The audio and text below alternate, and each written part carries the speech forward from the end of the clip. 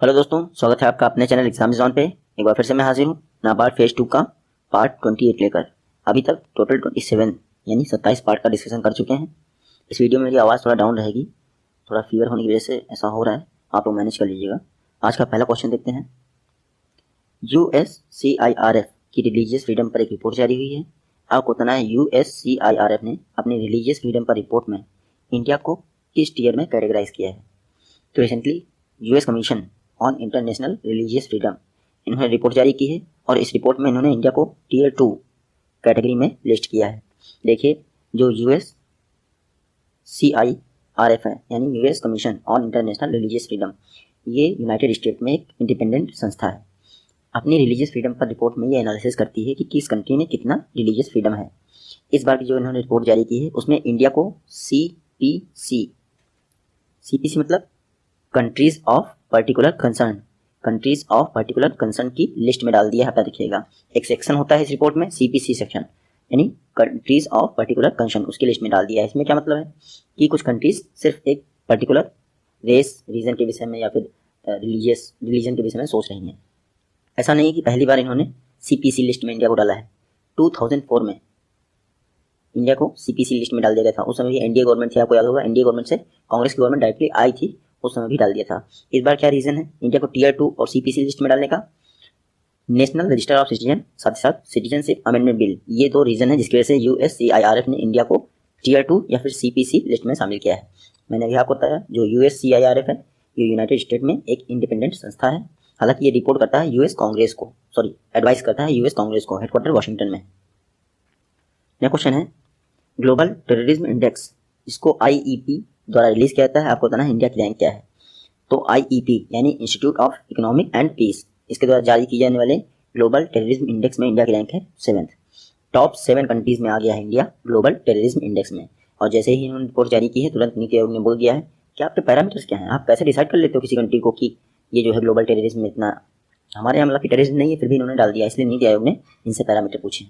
तो IEP के अनुसार सबसे ज़्यादा टेररिज्म अफेक्टेड जो कंट्री है वो अफगानिस्तान है, यानी टॉप किया है अफगानिस्तान ने। सेकंड नंबर पे है इराक। ये जो है टॉप 2 कंट्रीज हैं जो कि टेररिज्म से अफेक्टेड हैं।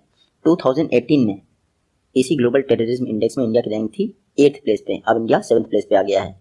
आप याद रखिएगा, जो IEP है वो ऑस्ट्रेलिया स्थित एक इंस्टीट्यूट है। तो आप इतना जरूर याद रखिएगा, 4 पैरामीटर्स पे ही ग्लोबल टेररिज्म इंडेक्स को तैयार करता है। नेक्स्ट क्वेश्चन है, ब्रिक्स ग्रुप, इन्होंने रिसेंटली एक स्पेशल लोन इंस्ट्रूमेंट बनाया है जो कोविड-19 असिस्टेंस प्रोवाइड करेगा मेंबर कंट्रीज को।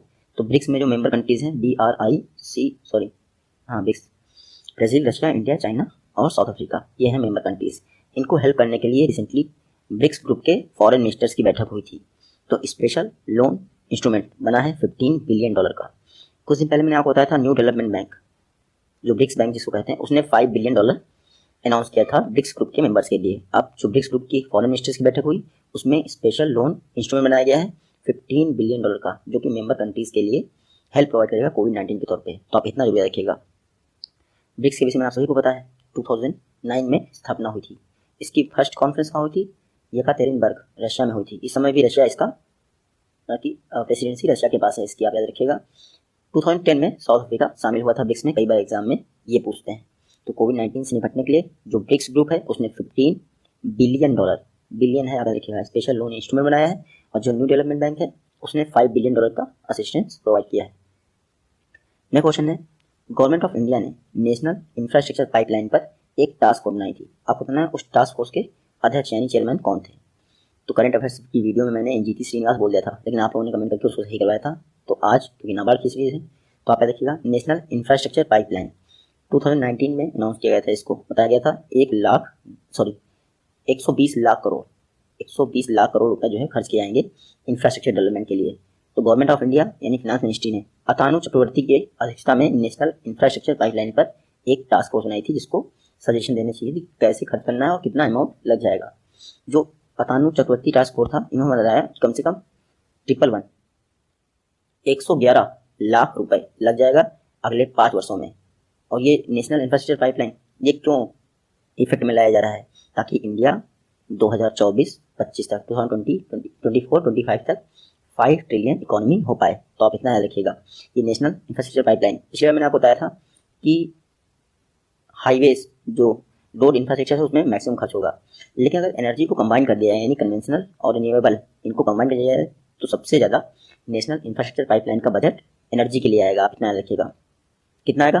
25 लाख करोड़, इतना आएगा सिर्फ एनर्जी पे खर्च होगा। उसके बाद सेकंड नंबर पे आपका रोड आ जाएगा जिसमें 20 लाख करोड़ खर्च होगा। लेकिन अगर कन्वेंशनल और रिन्यूएबल को अलग रखा जाए तो फिर रोड इंफ्रास्ट्रक्चर पे सबसे ज़्यादा खर्च होगा आपके नेशनल इंफ्रास्ट्रक्चर पाइपलाइन का। आप यहाँ पे देख सकते हैं इरिगेशन और rural development, agriculture, food processing, इस पर जो है 16 लाख करोड़ रुपए खर्च किए जाएंगे। तो आपको ये जरूर याद रखना चाहिए कि मेरे ख्याल से 16 लाख रुपए इरिगेशन, रूरल डेवलपमेंट, एग्रीकल्चर के लिए खर्च किए जाएंगे कंबाइंड रूप से। टारगेट मैंने आपको बता दिया, 5 ट्रिलियन जीडीपी का लक्ष्य अचीव करना है 2024-25 तक। नेशनल इंफ्रास्ट्रक्चर पाइपलाइन इसको 3 स्टेज में इंप्लीमेंट किया जाएगा। फर्स्ट स्टेज क्या है? Implementation, total 44 lakh crore rupees इस पर खर्च किए जाएंगे। सेकेंड स्टेज क्या है? प्लानिंग स्टेज, इसमें 33 लाख करोड़ रुपीज़ खर्च किए जाएंगे। और थर्ड स्टेज क्या है? डेवलपमेंटल स्टेज, इसमें जो है 22 लाख करोड़ खर्च किए जाएंगे।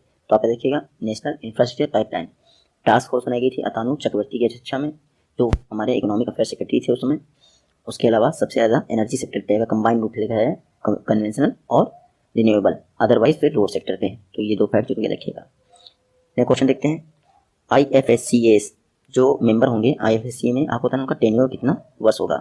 तो international financial service centre authority, आपको बताना है इसके मेंबर्स का टेन्योर। देखिए टोटल 9 मेंबर होंगे IFSCA में इंक्लूडिंग चेयरमैन। उन सभी का कार्यकाल यानी टेन्योर 3 ईयर्स के लिए होगा और रीअपॉइंटमेंट के लिए एलिजिबल होंगे। फर्स्ट IFSCA के चेयरमैन कौन बने हैं? इंजीती श्रीनिवास IFSCA के फर्स्ट चेयरमैन बने हैं। जो IFSCA है ये क्या काम करेगा? देखिए गुजरात में इंटरनेशनल फाइनेंशियल सर्विस सेंटर स्थापित किया गया है, गुजरात के गांधीनगर में। वहाँ पे जितने भी फाइनेंशियल रेगुलेशन होंगे, क्योंकि आपको पता है जो इंटरनेशनल फाइनेंशियल सर्विस सेंटर है वहाँ पे मेन मकसद क्या है? वो एक इकोनॉमिक जोन है। जितने भी क्लियरेंस देने हैं, जितने भी रेगुलेशन करने हैं, वो सब एक ही फाइनेंशियल बॉडी करेगी। उसके लिए international financial service centre authority स्थापित की गई है। यहाँ पे अलग से RBI नहीं होगी, RBI का 1 पर्सन इसी में होगा, सेबी का 1 पर्सन इसी में होगा, IRDAI का भी 1 पर्सन इसी में होगा। इसी तरह से सारे जो रेगुलेटरी बॉडी हैं इंडिया की, उन सभी के पर्सन इसी में होंगे। टेन्योर मैंने बता दिया 3 ईयर्स का है। और फर्स्ट कौन अपॉइंट हुए हैं? इंजीती श्रीनिवास 1983 बैच के IAS ऑफिसर हैं, उनको अपॉइंट किया गया है। और इंडिया की first international financial service centre कहाँ स्थापित की गई है? गुजरात के गांधीनगर में, गिफ्ट सिटी है। गिफ्ट सिटी, गिफ्ट का फुल फॉर्म क्या है? Gujarat international financial tech city, इसी में इंटरनेशनल फाइनेंशियल सर्विस सेंटर स्थापित किया गया है, आप याद रखिएगा।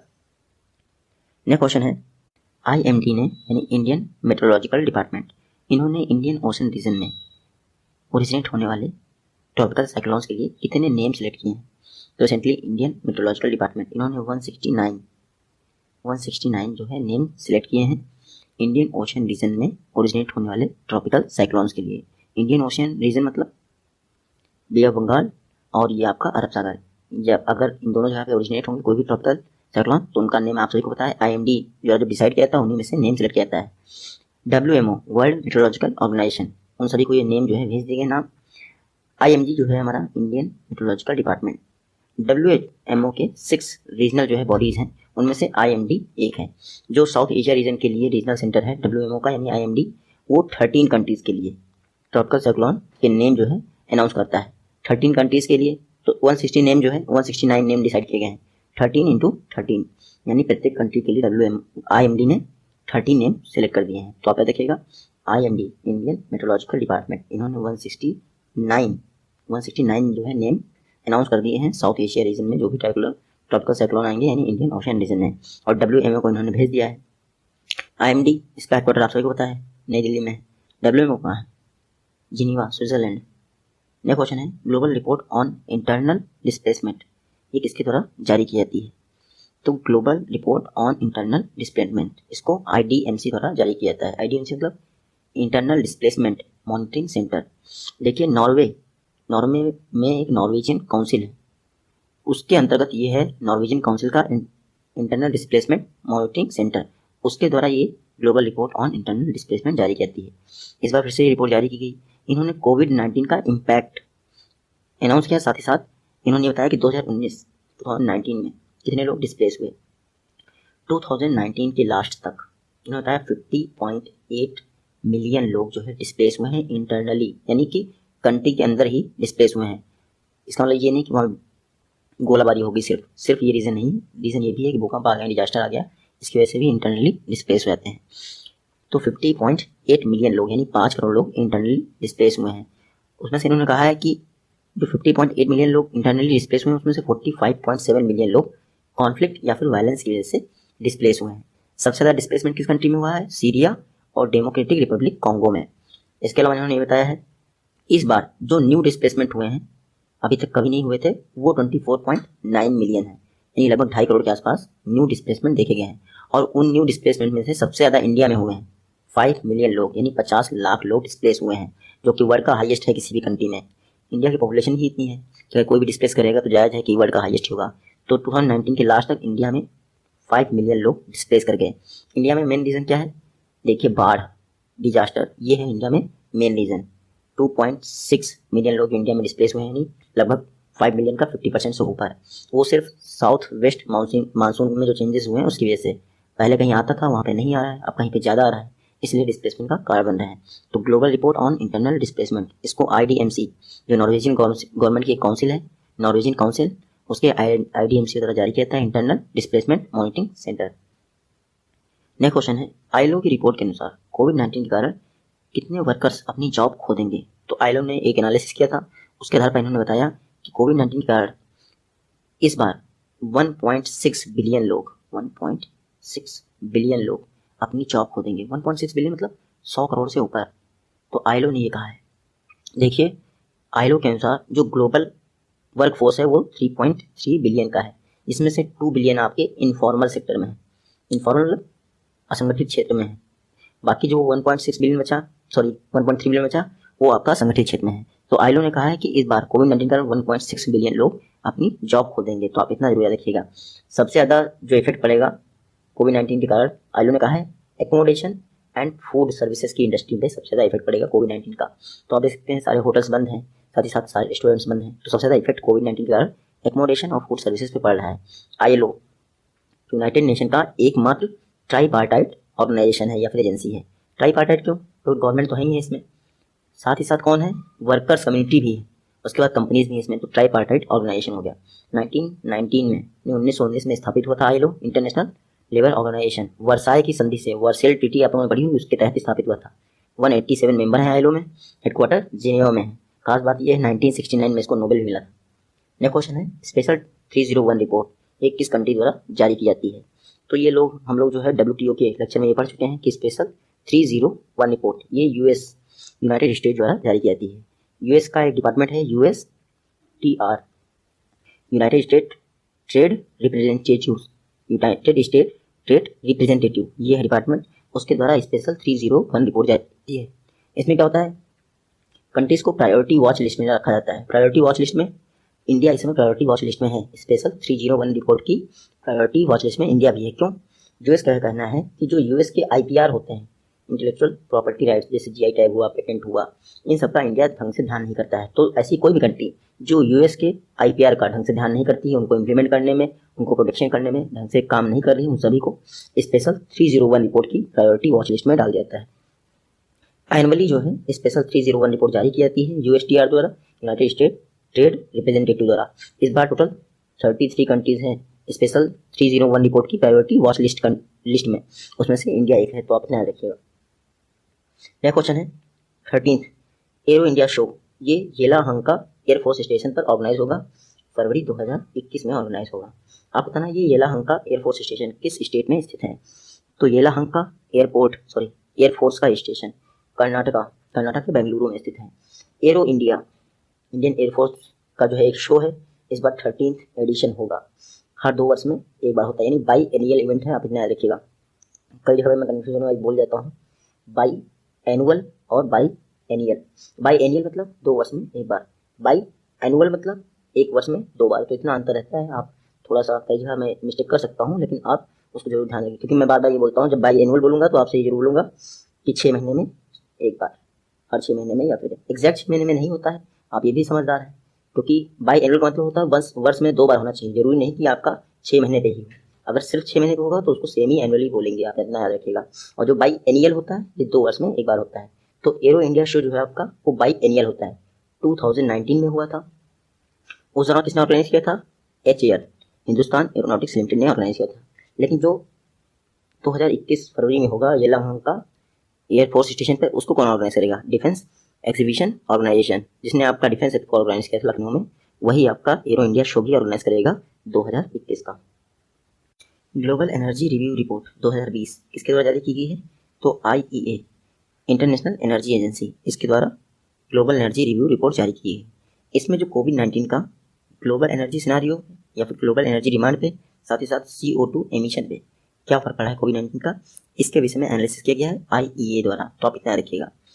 IEA ने ग्लोबल एनर्जी रिपोर्ट में कहा है जो कंट्री फुल लॉकडाउन लगा रही हैं उनको पर वीक 25% जो है एनर्जी डिमांड में कमी आ रही है। यानी कि फुल लॉकडाउन लगाने वाली कंट्रीज में जो एनर्जी डिमांड है वो 25% से घट जा रही है पर वीक, आप याद रखिएगा। और अगर जो पार्शली लॉकडाउन लगा रही है, जैसे इसमें लग रहा है, तो 18% एनर्जी डिमांड में कमी आएगी। देखिए, ये कहा है कि अगर 2019 के फर्स्ट क्वार्टर से कंपेयर किया जाए, 2019 का जो फर्स्ट क्वार्टर था और इस वर्ष का जो फर्स्ट क्वार्टर है 2019-20 का, अगर उसमें कंपेयर किया जाए तो इस बार एनर्जी सेक्टर में 3.8% का डिक्रीज देखा गया है एनर्जी डिमांड में। तो आप ये भी नोट कर सकते हैं। वहीं CO2 एमिशन में अगर लास्ट ईयर से कंपेयर किया जाए फर्स्ट क्वार्टर का, तो 8% का डिक्रीज देखा गया है। हमारे लिए इंडिया इंपॉर्टेंट है, तो इंडिया के विषय में उन्होंने कहा है कि इंडिया की जो नेशन वाइज एनर्जी डिमांड है वो लॉकडाउन कर 30% कम रहेगी। कितनी रहेगी? 30% कम रहेगी। तो आप इंडिया का जरूर नोट कर लीजिएगा। और ग्लोबल का क्वार्टर वाइज आपको पता होना चाहिए 3.8% कम हो जाएगा। IEA 2 दिन पहले मैंने बात की थी जब एनर्जी स्टैटिस्टिक्स रिपोर्ट जारी की थी उन्होंने। IEA 1974 में स्थापना हुई थी। टोटल 30 मेंबर है। लास्ट कौन बना है? लास्ट बना है मैक्सिको, 2018 में बना था। इंडिया इसका एसोसिएट मेंबर है। आप देखिएगा 30 मेंबर है, ये 30 मेंबर। इंडिया इसका एसोसिएट मेंबर है, मेंबर नहीं है। वो 2017 में बना था। हेडक्वार्टर इसका पेरिस में है। नेक्स्ट क्वेश्चन है, जो 8 यानी जो सभी आपकी 8 कोर सेक्टर इंडस्ट्री हैं उनमें सभी ने जो है कॉन्ट्रैक्शन दिखाया है। सिर्फ एक कोर इंडस्ट्री को छोड़ दें तो आप बताना वो कोर इंडस्ट्री कौन है जिसने कॉन्ट्रैक्शन नहीं दिखाया है, ग्रोथ दिखाई है। तो 8 कोर इंडस्ट्री में से सिर्फ एक कोर इंडस्ट्री के सेक्टर ने, जिसका नाम है कोल इंडस्ट्री, उन्होंने सिर्फ ग्रोथ दिखाई है। बाकी सारी कोर इंडस्ट्रीज ने कॉन्ट्रैक्शन दिखाया है। अगर कंबाइंड रूप से देखें आपका कोर इंडस्ट्रीज की ग्रोथ, तो 6.5% डाउन हो गई है मार्च 2020 में। फरवरी से कंपैरिजन किया जा रहा है, फरवरी में कैसी थी और इस बार कैसी है। और जबकि फरवरी 2020 में ये अब तक का हाईएस्ट थी, रिकॉर्ड 5.5% ग्रोथ जो है कर रहा था। और वहीं पे मार्च 2020 में 6.5% कम रह गई। तो ये आप नोट कर लीजिएगा। सिर्फ कोल सेक्टर ऐसा था जिसने ग्रोथ दिखाई, बाकी सब में कॉन्ट्रैक्शन हुआ।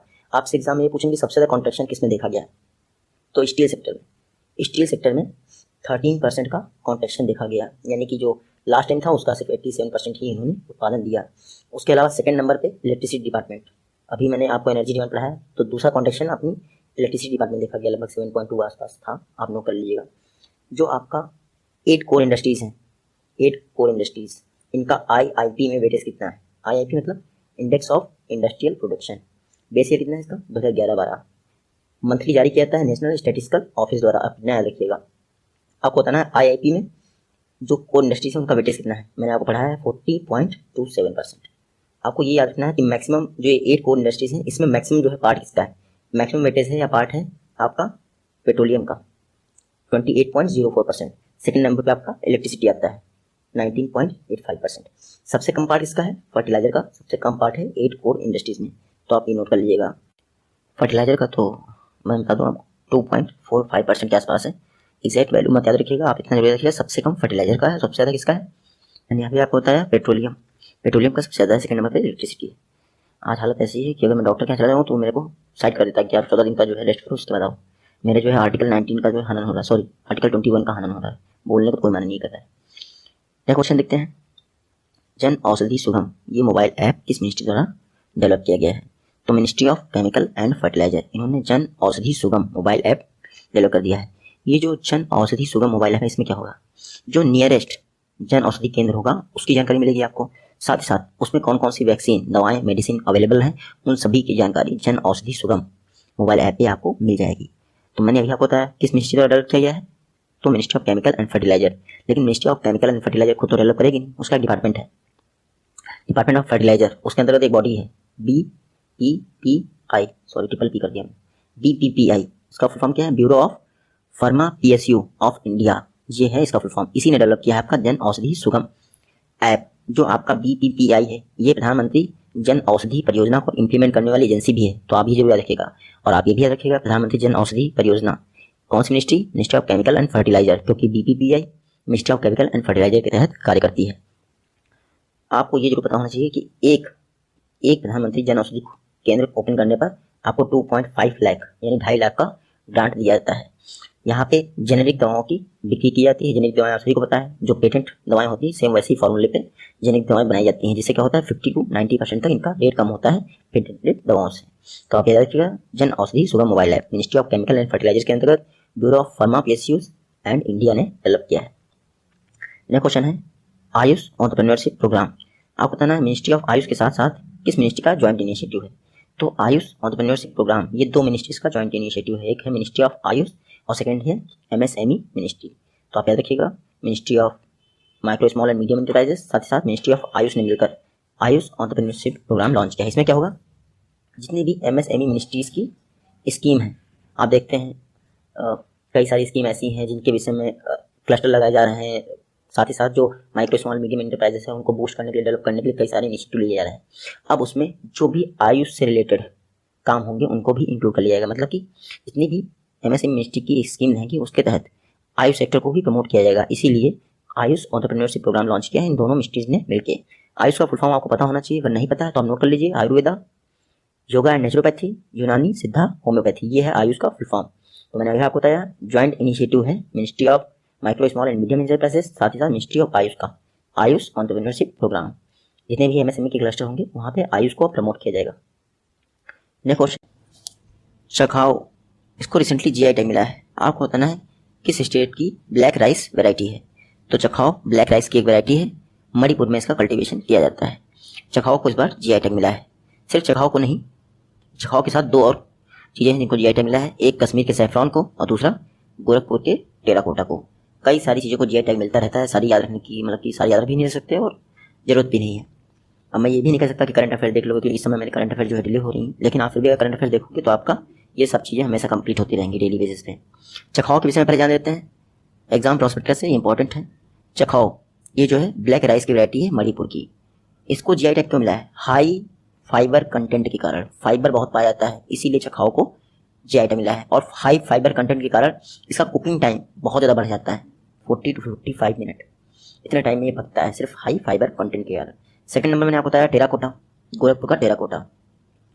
खास बात क्या है, इसको टोटली हाथ से ही बनाया जाता है और कोई चीज़ में यूज़ नहीं की जाती, कलर भी यूज़ नहीं किया जाते हैं। इसका जो रेड कलर आता है वो पकने के कारण आता है, तो गोरखपुर का टेराकोटा। थर्ड जो चीज़ है वो भी आपके लिए इंपॉर्टेंट है, कश्मीर सैफरॉन। तो पहला चखाओ आप याद रखिएगा, दूसरा कश्मीर का जो सैफरॉन है। GI टैग मिला ये तो खैर कोई इंपॉर्टेंट नहीं, लेकिन आप ये याद रखिएगा कश्मीर में जो सैफरॉन की होती है वो 3 किस्मों यानी 3 वेराइटीज़ की कल्टीवेशन किया जाता है, खेती की जाती है।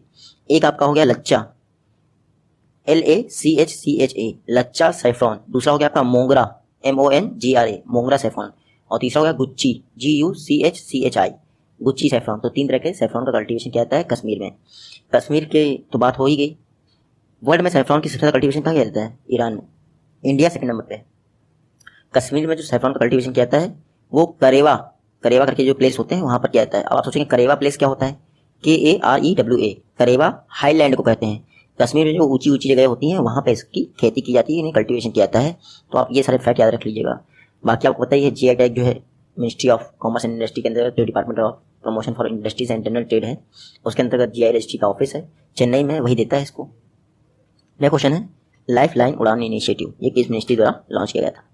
तो लाइफ लाइन उड़ान इनिशिएटिव ये जो है मिनिस्ट्री ऑफ सिविल एविएशन के द्वारा लॉन्च किया था। पर्पज क्या था? जो कंट्री के हमारे इंडिया के रिमोटेस्ट पार्ट हैं वहाँ पर मेडिकल सप्लाई प्रोवाइड करना। कोविड-19 चल रहा है तो मेडिसिन की सप्लाई होनी ही चाहिए, इसीलिए लाइफ लाइन उड़ान इनिशिएटिव लॉन्च किया था मिनिस्ट्री ऑफ सिविल एविएशन द्वारा। इस लाइफ लाइन उड़ान इनिशिएटिव में टोटल 415 फ्लाइट्स ने उड़ान भरी मेडिसिन डिलीवरी के लिए। तो आप इतना रखिएगा, जो लाइफ लाइन उड़ान इनिशिएटिव है इसको उड़ान से आप कंफ्यूज मत कीजिएगा। उड़ान मतलब उड़े देश का आम नागरिक। उड़ान इनिशिएटिव को भी मिनिस्ट्री ऑफ सिविल एविएशन के अंतर्गत ही लॉन्च किया था, लेकिन ये 2016 में लॉन्च किया था। रीजनल कनेक्टिविटी स्कीम है उड़ान। नेक्स्ट क्वेश्चन है R&D statistics and indicator 2019-20 report जारी की गई है। आपको बताना है इंडिया का R&D पर एक्सपेंडिचर 2008 से कितने गुना बढ़ गया है। तो 2008 से 2018 के बीच में 2018 के बीच में एनालिसिस किया गया इस रिपोर्ट में। इसमें बताया गया है कि इंडिया का R&D रिसर्च एंड डेवलपमेंट पे एक्सपेंडिचर जो है 3 गुना बढ़ गया है, 3 टाइम जो है बढ़ गया है। पर कैपिटा एक्सपेंडिचर की बात करें तो 1.5 गुना, यानी एक व्यक्ति के हिसाब से कि एक व्यक्ति पे कितना एक्सपेंडिचर हो रहा है तो 1.5 टाइम बढ़ गया है, अपना याद रखिएगा। जो ये R&D statistics and indicator report है, इसको जारी कौन किया है? तो देखिए, national science and technology management information, national science and technology management information system, इसके द्वारा ये रिपोर्ट जारी की गई है। ये department of science and technology के तहत कार्य करता है। उसी रिपोर्ट के आधार पर ये एनालिसिस किया गया है, आपने याद रखिएगा। इसमें बताया गया है कि इंडिया का 2017-18 में जो R&D एक्सपेंडिचर था वो टोटल GDP का 0.7% था। अगर ग्लोबली बात करें तो पेटेंट फाइलिंग में, पेटेंट को फाइल करने में इंडिया 9th प्लेस पर है, ठीक है। और जो इंडिया का R&D सेक्टर है, मोस्टली इसमें जो एक्सपेंडिचर हो रहा है या फिर इन्वेस्टमेंट हो रहा है वो सिर्फ गवर्नमेंट सेक्टर से आ रहा है, प्राइवेट सेक्टर वाले जो है R&D पे खर्च ही नहीं कर रहे हैं, इसलिए तो हम लोग इतना पीछे हैं। नेक्स्ट क्वेश्चन है, ओपन बजट सर्वे IBP द्वारा जारी किया गया है। आपको बताना है इंडिया की रैंक क्या है। रिसेंटली ओपन बजट सर्वे जो IBP यानी इंटरनेशनल बजट पार्टनरशिप द्वारा जारी किया गया है 2019 के लिए, आपको बताना है इंडिया की रैंक क्या है। इंडिया की रैंक है 53। देखिए, जो ओपन बजट सर्वे होता है वो बजट की अकाउंटेबिलिटी और ट्रांसपेरेंसी इसके आधार पर जारी किया जाता है। इंडिया की रैंक है 53। सबसे ज़्यादा ट्रांसपेरेंट या अकाउंटेबल बजट किस कंट्री का है? तो न्यूजीलैंड का है। न्यूजीलैंड ने टॉप किया है ओपन बजट सर्वे में, उसका स्कोर है 87 और जो रैंकिंग है वो फर्स्ट है। इंडिया का रैंक क्या है? 53rd। स्कोर कितना है? 49 है। ग्लोबल एवरेज कितना है ओपन बजट सर्वे में? तो ग्लोबल एवरेज जो ओपन बजट सर्वे में है ऑल ओवर वर्ल्ड का वो है 45, यानी इंडिया का उससे ऊपर है। टोटल 117 यानी 117 कंट्रीज के बजट का एनालिसिस किया गया है ट्रांसपेरेंसी और अकाउंटेबिलिटी के आधार पे, और इसको IBP ने जारी कर दिया है। IBP इंटरनेशनल बजट पार्टनरशिप, ये एक कोलैबोरेशन है, आप देखिएगा मल्टीपल जो गवर्नमेंट एजेंसी हैं या फिर NGOs हैं और सिविल सोसाइटीज़ हैं, उन सभी का एक कोलैबोरेटिव एफर्ट है IBP, उसी के द्वारा ओपन बजट सर्वे जारी किया था। यह क्वेश्चन है, किसान सभा ऐप ये किसके द्वारा लॉन्च किया गया है? तो किसान सभा ऐप को CSIR council of scientific and industrial research CSIR ने जारी कर दिया है। CSIR की बॉडी है, उसने जारी किया है, वो CSIR के अंतर्गत कार्य करती है। CRRI इसका नाम है। नई दिल्ली में है, इसका फॉर्म क्या है? Central road research institute. Basically तो ये रोड इंफ्रास्ट्रक्चर रिलेटेड जो रिसर्च एंड डेवलपमेंट होते हैं उनके लिए कार्य करती है, लेकिन जो किसान सभा ऐप है ये जो है लॉजिस्टिक के लिए ही यूज़ किया जाएगा, इसीलिए इसको इसने CSIR के CRRI द्वारा डेवलप किया गया है। किसान सभा ऐप जो फार्मर्स हैं उनको सप्लाई चेन और जो है फ्रेट ट्रांसपोर्टेशन की फैसिलिटी प्रोवाइड करेगा। उसके अलावा किसान रथ ऐप मैंने आपको उस दिन पढ़ाया था, सेम वैसा ही है, इसमें भी लॉजिस्टिक सपोर्ट प्रोवाइड किया जाएगा किसान सभा ऐप में, बस इसको जारी करने वाली संस्था अलग है। तो कोविड-19 सिचुएशन के दौरान किसानों को जो उनके फूड ग्रेन्स हैं उनका सही प्राइस मिल सके, उनकी सप्लाई जो है बाधित ना हो, इसीलिए किसान सभा है council of scientific and industrial research द्वारा जारी किया जाता है। उसकी एक बॉडी है CRRI यानी कि सेंट्रल रोड रिसर्च इंस्टीट्यूट, नई दिल्ली में है, 1952 में स्थापना हुई थी। अच्छा, council of scientific and industrial research के प्रेसिडेंट हमेशा अध्यक्ष कौन होते हैं? प्राइम मिनिस्टर होते हैं। नेक्स्ट क्वेश्चन है, वर्ल्ड की first central bank backed currency launch की गई है किस कंट्री में? इसका नाम है DCEP यानी digital currency electronic payment. World की पहली सेंट्रल बैंक बैक्ड करेंसी है, इसको जारी किया गया है चाइना द्वारा।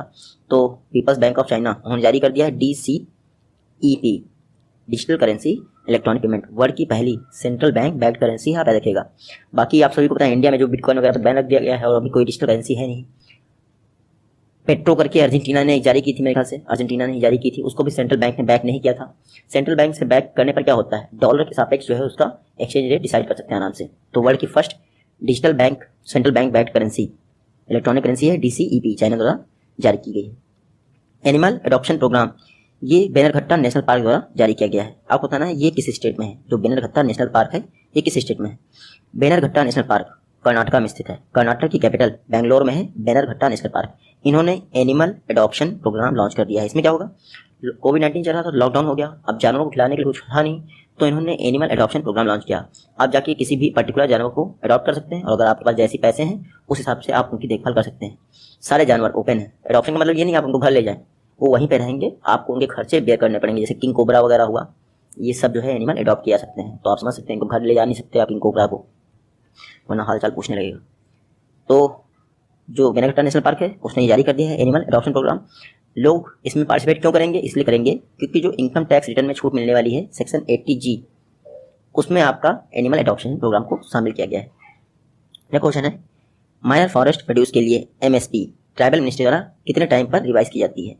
तो जो हमारी नॉर्मल MSP होती है, commission for cost and prices के द्वारा जो सजेस्ट की जाती है cabinet committee on economic affairs जो है उसको वो 6 मंथ में रबी यानी खरीफ के लिए अनाउंस किया जाता है। लेकिन जो माइनर फॉरेस्ट प्रोड्यूस हैं उनके लिए एमएसपी कब डिसाइड की जाती है, ये हम लोग पढ़ चुके हैं। हर 3 वर्ष में मिनिस्ट्री ऑफ ट्राइबल अफेयर्स के अंतर्गत एक प्राइसिंग सेल होता है। हर 3 वर्ष में माइनर फॉरेस्ट प्रोड्यूस के लिए एमएसपी डिसाइड करता है। अप्रैल में फिर से इन्होंने एमएसपी डिसाइड की, तो उस दौरान 16 to 66% जो है उन प्रोडक्ट की ग्रोथ देखी गई, यानी प्रोडक्ट के प्राइस में जो है ग्रोथ देखा गया। एमएसपी जो माइनर फॉरेस्ट प्रोड्यूस होते हैं उनके लिए जारी की जाती है, उसमें जो माइनर फॉरेस्ट प्रोड्यूस हैं उनमें नॉन टिम्बर को इंक्लूड किया जाता है, ये हम लोग पढ़ चुके हैं। इसमें माइनर फॉरेस्ट प्रोड्यूस कितने हैं, हालांकि अप्रैल तक तो 50 ही थे, लेकिन बाद में 73 हो गए, 23 और ऐड हो गए। वो करंट अफेयर्स की वीडियो में मैं कवर कर चुका हूँ। फ्यूचर में जैसे ही हम लोग पहुंचेंगे मई जून में तुरंत हम कवर कर लेंगे, हालांकि मई में हम लोग चल रहे हैं, जून में मिल जाएगा आपको। तो माइनर फॉरेस्ट प्रोड्यूस के लिए एमएसपी 16 to 66% बढ़ गई है।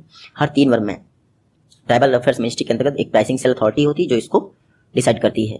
ट्राइफेड ने एक ई संपर्क सेतु प्लेटफॉर्म लॉन्च किया था। ई संपर्क सेतु प्लेटफॉर्म का मतलब ये था कि जो ग्राम पंचायतें हैं उनको वंधन विकास केंद्र से कनेक्ट कर दिया जाए ई संपर्क सेतु के द्वारा। इसमें क्या होगा, जो भी माइनर फॉरेस्ट प्रोड्यूस हैं वो डायरेक्टली वंधन विकास केंद्र में पहुंच जाएगा, और जो रूरल एरियाज हैं, रिमोट लोकेटेड एरियाज हैं, उनमें जो भी ट्राइबल कम्युनिटी ये माइनर फॉरेस्ट प्रोड्यूस बना रही है उनकी सही प्राइस उनको मिल जाएगी, ताकि उनकी फाइनेंशियल कंडीशन बेहतर हो। तो ई संपर्क सेतु पोर्टल ये जो है ट्राइफेड का है, आप इतना याद रखिएगा। वंधन विकास केंद्र हम लोग एक वीडियो में पढ़ चुके हैं, उसमें मैंने आपसे ये बोल दिया था 30,000 वंधन विकास केंद्र है। खैर मैं आपको पीडीएफ जो है वापस एडिट करके कंपाइलेशन प्रोवाइड कर दूंगा, नाबार्ड पार्ट 20 का छोड़ के बाकी सबका कंपाइलेशन आपको मिल जाएगा। उसमें वो ऑप्शन है जो मैंने वंधन विकास केंद्र का यूज़ किया था, गलत ऑप्शन 30,000 मैंने आपको बोल दिया था, बाकी सब सही बोल रहा था, लेकिन सिर्फ ये 30,000 गलत बोल रहा था। वंधन विकास केंद्र 30,000 स्थापित किए जाएंगे, लेकिन एक वंधन विकास केंद्र में 10 यानी 10 जो है सेल्फ हेल्प ग्रुप होते हैं। उसके लिए मैं कंफ्यूजन हो गया था उस समय मेरे को, इसीलिए मैंने 30,000 बोल दिया था। तो जो सेल्फ हेल्प ग्रुप हैं वो 30,000 स्थापित किए जा रहे थे, और वंधन विकास केंद्र 3,000। आपको कंपाइलेशन मिल जाएगा, आपका पार्ट 20 छोड़ के बाकी सबका मेरे पास पीपीटी है, उसको मैं पीडीएफ में आपको प्रोवाइड कर दूंगा लास्ट में, जैसे ही हमारा ये कोर्स कवर हो जाता है। यह क्वेश्चन है, लार्ज स्केल पर कलिंग की जा रही है पिग्स की, सूअरों की। आपको बताना है किस भारतीय राज्य में लार्ज स्केल पर सूअरों की पिग्स की कलिंग की जा रही है। तो असम में मैंने आपको बताया क्लासिकल स्वाइन फीवर, जिसकी वजह से कलिंग की जा रही है। सॉरी, इसकी वजह से कलिंग नहीं की जा रही है क्योंकि इसका वैक्सीनेशन अवेलेबल है। क्लासिकल स्वाइन फीवर के कारण 1300 पिग्स जो है अपने आप मर गए थे, लेकिन अब अफ्रीकन स्वाइन फीवर भी असम में फैल गया है। क्या? African swine fever. अब क्लासिकल स्वाइन फीवर की तो वैक्सीन अवेलेबल है, आप उनका इलाज कर सकते हैं, लेकिन अफ्रीकन स्वाइन फीवर की वैक्सीन ही नहीं अवेलेबल है। इसका सिर्फ एक ही तरीका है, कलिंग। कलिंग आपको पता ही है, जानवरों को मारने की एक प्रक्रिया, लीगल तरीका जो जानवरों को मारने का होता है उसको कहते हैं कलिंग। तो रिसेंटली अफ्रीकन स्वाइन फीवर के कारण असम में सूअरों को बड़ी तादाद में मारा जा रहा है, क्योंकि इनको पता है अगर ये रोका नहीं गया अफ्रीकन स्वाइन फीवर तो और सूअरों में ये बीमारी फैल जाएगी। नेक्स्ट क्वेश्चन है, परचेजिंग मैनेजर्स इंडेक्स यानी PMI, इसको IHS मार्केट द्वारा रिलीज किया जाता है। आपको पता है IHS मार्केट ये कहाँ स्थित है? तो IHS मार्केट लंदन में स्थित है। लंदन स्थित एक ग्लोबल इंफॉर्मेशन सेंटर है, उसके द्वारा ये परचेजिंग मैनेजर्स इंडेक्स जारी किया जाता है। प्रत्येक मंथ की स्टार्टिंग में परचेजिंग मैनेजर्स इंडेक्स जारी किया जाता है। खास बात क्या है, इसमें मैन्युफैक्चरिंग और सर्विसेज दोनों को इंक्लूड किया जाता है। जो डेली बेसिस की डिमांड होती है डिफरेंट प्रोडक्ट्स की, उनका एनालिसिस किया जाता है मार्केट का, और 0 से 100 के बीच में उनको अंक दिए जाते हैं। अगर एबव 50 है तो इसका मतलब बिजनेस में एक्सपेंशन हो रहा है, अगर बिलो 50 है तो इसका मतलब बिजनेस में कॉन्ट्रैक्शन हो रहा है। लेकिन अगर सिर्फ 50 रहता है इसका पैरामीटर, जो परचेसिंग मैनेजर्स इंडेक्स है उसका पैरामीटर 50 रहता है, तो इसका मतलब बिजनेस में कोई चेंज ही नहीं हो रहा है। इंडिया का जो PMI था यानी परचेसिंग मैनेजर्स इंडेक्स, वो अप्रैल में 27.4% पहुंच गया। इसका मतलब कॉन्ट्रैक्ट हो गया हमारे यहाँ बिजनेस में। और वही परचेसिंग मैनेजर्स इंडेक्स मार्च में कितना था? 51.8%, यानी कि एक्सपेंशन हो रहा था। तो इसीलिए परचेसिंग मैनेजर्स इंडेक्स इंपॉर्टेंट है, आप नोट कर लीजिएगा। वर्ल्ड की टोटल 40 से अधिक इकोनॉमीज का इसमें एनालिसिस किया गया है। इंडिया का याद रखिएगा 27.4 रहा है अप्रैल के दौरान, और मार्च में 51.8।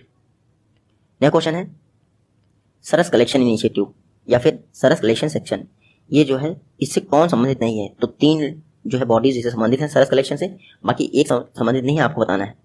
तो government e market place available है, Deendayal Upadhyaya national rural livelihood mission ये भी जो है रिलेटेड है सरस कलेक्शन से, मिनिस्ट्री ऑफ रूरल डेवलपमेंट ये भी रिलेटेड है, MSME ministry Saras collection initiative से रिलेटेड नहीं है। सरस कलेक्शन इनिशिएटिव ये जो है government e market place portal पे लॉन्च किया गया था। पर्पस क्या था? पर्पस था कि जो रूरल सेल्फ हेल्प ग्रुप्स होते हैं उनके द्वारा जो भी प्रोडक्ट डेवलप किए जाते हैं उन सभी को government e market place platform पे अवेलेबल करवाना। ये जो सेल्फ हेल्प ग्रुप द्वारा डेवलप किए गए प्रोडक्ट होंगे, ये डेली यूटिलिटी के प्रोडक्ट होंगे। इससे क्या होगा, जो रूरल सेक्टर में लोग रह रहे हैं उनके इनकम के सोर्सेज बनेंगे। और गवर्नमेंट ई मार्केट प्लेस आप सभी को पता है एक पब्लिक प्रोक्योरमेंट पोर्टल है, गवर्नमेंट एजेंसीज भी यहाँ से बाई करती हैं, बाकी सारे कई सारे लोग यहाँ से बाई करते हैं। तो अगर जो रूरल सेल्फ हेल्प ग्रुप्स हैं उनका जो सामान होगा वो सरस कलेक्शन सेक्शन में अवेलेबल रहेगा, लोग वहाँ के जाके डायरेक्टली परचेज कर सकते हैं। GEM government e market place ये 2016 में लॉन्च किया था, नेशनल पब्लिक प्रोक्योरमेंट पोर्टल है, आप सभी को पता है। अच्छा, किस मिनिस्ट्री के तहत आता है? Ministry of commerce and industry द्वारा फंक्शन किया जाता है, इसको आप सभी को पता होगा। और इसको जो है मैनेज कौन करता है? तो ministry of commerce and industry के अंतर्गत director general of supplies and disposals वो GEM पोर्टल को मैनेज करता है।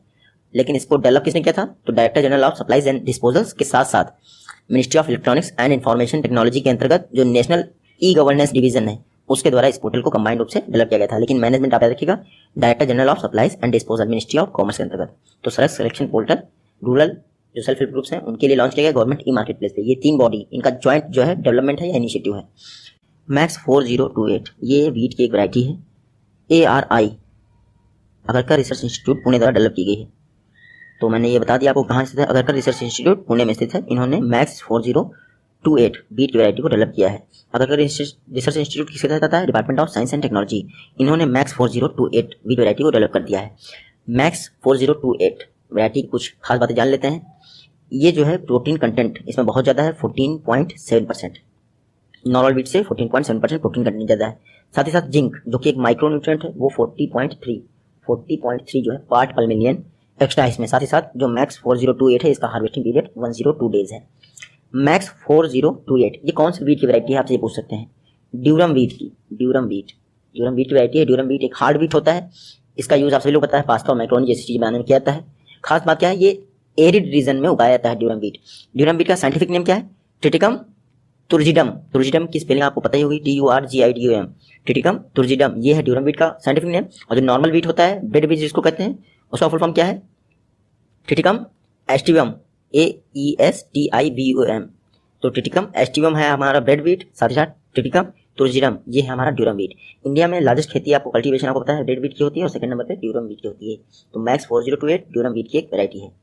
नेक्स्ट क्वेश्चन है, कोरोना क्राइसिस के दौरान रिसेंटली G20 लीडर्स की वर्चुअल कॉन्फ्रेंस हुई थी, पहली बार ऐसा हुआ था। आपको पता है ग्लोबल इकोनॉमी में ये G20 की जो वर्चुअल कॉन्फ्रेंस हुई है इस दौरान ग्लोबल इकोनॉमी में इतना फंड इन्फ्यूज करने का डिसाइड किया गया है। तो G20 की वर्चुअल मीटिंग में कहा गया है कि ग्लोबल इकोनॉमी में $5 ट्रिलियन इन्फ्यूज किया जाएगा ताकि कैश क्रंच ना हो पाए। अब इसका मतलब ये नहीं कि हम तुम्हारी कंट्री में इन्वेस्ट कर देंगे, सब लोग अपनी अपनी कंट्री में इन्वेस्ट करेंगे। जैसे इंडिया ने 2 लाख करोड़ का पैकेज जारी किया था, वैसे हर कंट्री अपने अपने यहाँ करेगी और इस तरह से $5 ट्रिलियन इस बार ग्लोबल इकोनॉमी में इन्फ्यूज किया जाएगा। इस समय आपको पता है जो G20 है उसकी चेयरमैनशिप या फिर प्रेसिडेंसी किसके पास है? सऊदी अरब के पास है। सऊदी अरब मतलब जो उनके किंग है, किंग सलमान बिन अब्दुल अजीज अल सऊद, उनके पास है प्रेसिडेंटी। नवंबर 2020 में G20 के जो हेड्स हैं उनकी बैठक होनी है, देखते हैं कोरोना अगर हटता है तो हो जाएगा। G20 जो ग्रुप है इसमें 19 कंट्रीज हैं प्लस यूरोपियन यूनियन है। इसके अलावा एक फैक्ट लोग नहीं बताते हैं, मैं बता देता हूँ। स्पेन जो है वो परमानेंट नॉन मेंबर इनवाइटी है, यानी जब भी G20 की बैठक होगी तो स्पेन एक ऐसी कंट्री है जो नॉन मेंबर परमानेंट इनवाइटी है, यानी जाना ही पड़ेगा उसको। G20 में 5 ग्रुप्स हैं। इंडिया कौन से ग्रुप में आता है? सेकंड ग्रुप में आता है। इंडिया रशिया के साथ सेकंड ग्रुप में है G20 की, आपने याद रखिएगा। और ये लास्ट क्वेश्चन है पार्ट 25 का, अर्थ आवर ये जो है किस मंथ के 4th सैटरडे को ऑब्जर्व किया जाता है? तो अर्थ आवर प्रत्येक वर्ष मार्च के 4th सैटरडे को ऑब्जर्व किया जाता है। कौन से महीने के? मार्च के 4th सैटरडे को। अर्थ आवर्स इस बार 28 मार्च को पड़ा। 2007 में WWF world wide fund for nature इसके द्वारा अनाउंस किया गया था। उसके बाद से इसको प्रत्येक वर्ष मार्च के लास्ट सैटरडे को सेलिब्रेट किया जाता है या मनाया जाता है। इस बार टोटल 180 कंट्रीज में 8:30 PM से लेकर 9:30 PM के बीच में 1 घंटे के लिए लाइट्स को बंद रखा गया। जो अननेसेसरी लाइट्स होती हैं उनको बंद कर दिया था, आपसे पता होगा। World wide fund for nature 1971 में स्थापना हुई थी। ग्लैंड जो है स्विट्जरलैंड में, उसमें हेडक्वार्टर इसका है। मार्च में ही 22 मार्च को वाटर डे होता है, आपको पता होना चाहिए। जल्दी मिलते हैं आप सभी नेक्स्ट वीडियो में, तब तक के लिए टेक केयर, गुड बाय, जय हिंद।